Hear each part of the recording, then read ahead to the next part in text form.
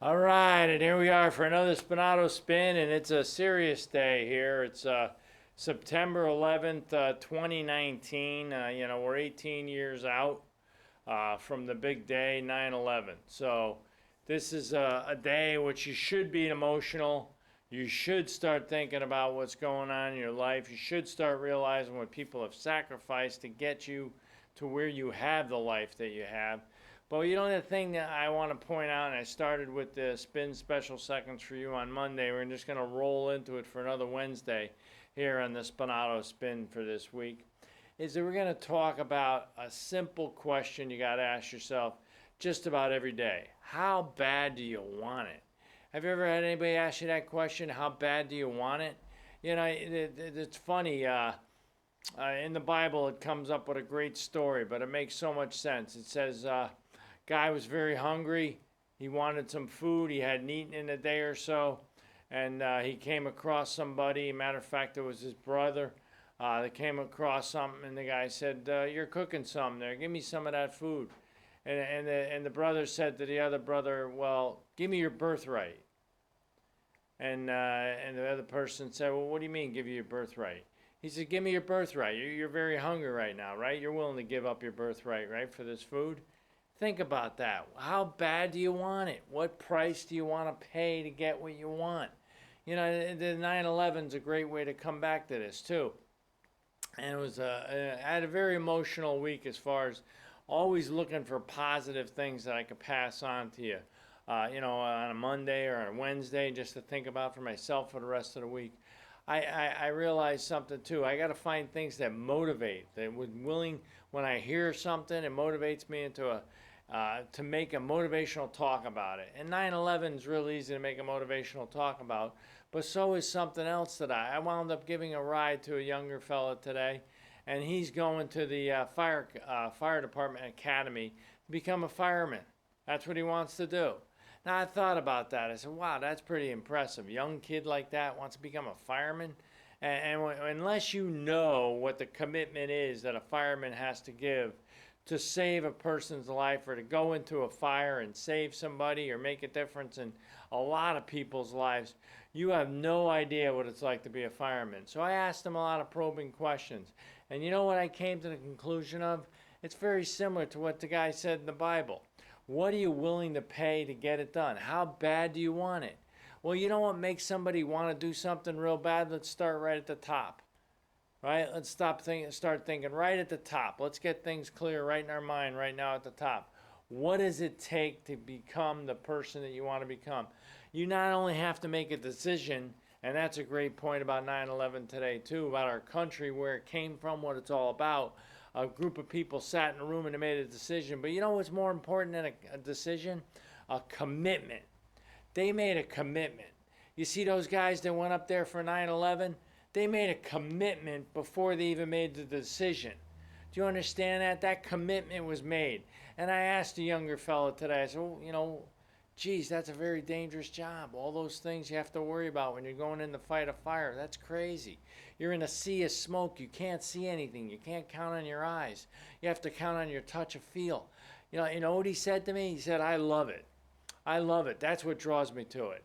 Well, he loved it. See, he loved it. What do you love to do? That's what it comes down to. What kind of commitment are you willing to make? Look at this next picture here to get you thinking more about it. Think about it. You got to climb. You got to climb a ladder. You got to be willing to fight for what you want. You got to be willing to keep going. And that's what happens. I saw something else that fired me up this week. Saw a lot of inspirational things because I was looking for it. I saw a video. And right at the start of the video, very important, it's a scene from a movie. But one thing the coach said to a guy while they're out on the football field, they said, "I'd love to see you guys do a crawl across the field. Crawl where you're going just walking on your arms all the way across the field and just keep going." And the kid said, "Well, yeah, I could probably do 50 yards with that, with nobody on my back." And the coach said, "Really? All right, so are you willing to give me your very best?" And I mean your very best. And in the whole process of the video, it starts building up to the coach asking him to not only go across the field on his arms and just crawling across, but have a 150-pound kid on his back while he's doing it and keep going. And he said, not only will you do that, you're going to do it blindfolded. He put a blindfold on him. And he said, will you listen to me while I direct you? Will I guide you through this? And the kid said, yeah. And he went right through with the blindfold. And he had the kid on his back, and he kept going. And the coach kept reminding him, you told me you would give me your best, didn't you? Yeah, I did. You going to give me your best? Yeah, you give me your best. And he kept going on and on and on about that. Now see this other picture here. It makes a lot more sense. You got to explore. You got to find out how bad you want it. And you also got to reach down deep. And as they say you got to reach down deep and flush all that out. You got to reach down deep and flush all that mess out of you and go compete one more time. One more time is going to determine your destiny to see what you're all about. Well, that's what this guy did. That's what this coach did with this guy. And he said, how bad do you want it? And he kept going and going because he lived up to his commitment. You see that whatever this kid does, he wants to become a fireman. Well, that life that he saved is already saved now because he made a commitment. Those guys that went into that building in 9/11, those lives or whoever they saved at that point in time, those lives were saved before because those guys made a commitment to become firemen. You understand that? That's what it takes to do things that you want to do.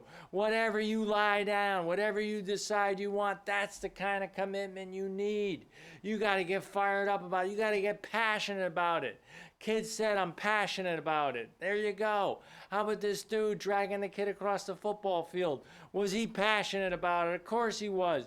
He had the kid on his back and he wouldn't quit because he lived up to his commitment. Because he told his coach he's going to give you the very best he can. Are you giving your very best you can? Are you doing whatever you got to do? Are you keeping on moving up? Next picture. Have you found that fountain of resource? Have you dug down deep and found that fountain of resource to keep you going? You got to fight. You got to stay in the game. You got to stay in the game. And that kid went across the football field and halfway through, not even halfway through, who knows how far he was. The camera doesn't show you that perspective. He said, man, I must be up near the 50-yard line about now. And when the coach kept pushing him and pushing him and pushing him, he wound up dragging that kid and carrying that kid on his back with his arms all the way into the end zone. He said, you're in the end zone. What about you? Are you going to get in the end zone? Are you going to make something big happen in your life?